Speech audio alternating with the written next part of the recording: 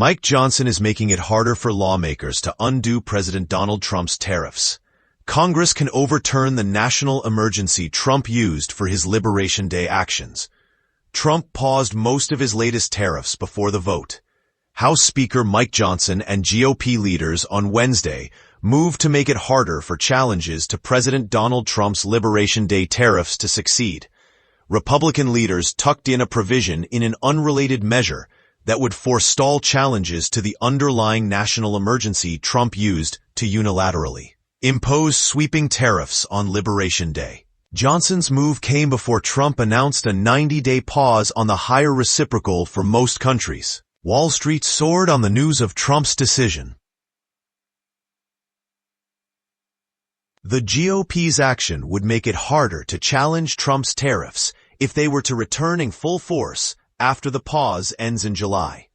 The House passed the procedural measure on a 216-215 vote. 3 Republicans, Reps. Thomas Massie of Kentucky, Victoria Spartz of Indiana, and Mike Turner of Ohio voted against it. Effectively, Johnson and his fellow Republicans have shielded Trump's trade policies amid grumbling from Republicans on both sides of the Capitol. 7 GOP senators are backing an unrelated bill to curb presidential tariff policy. Trump has promised to veto that legislation.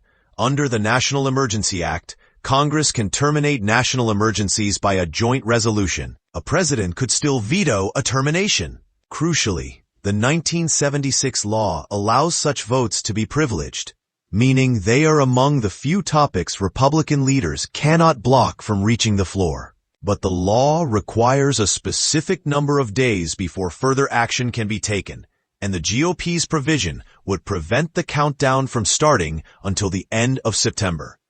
GOP leaders included the policy in a key procedural step for Trump's budget resolution.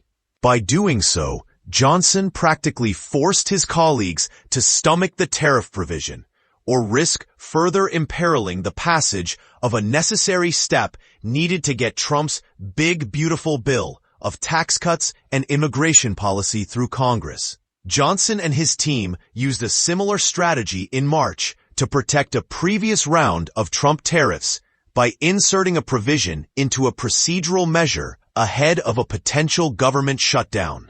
Why haven't we voted on tariffs in the House of Representatives, Rep.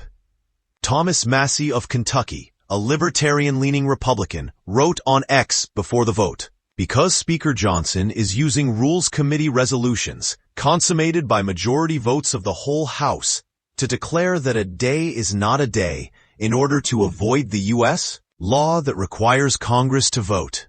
The House is now expected to vote later Wednesday evening on full approval of the Trump-backed budget plan.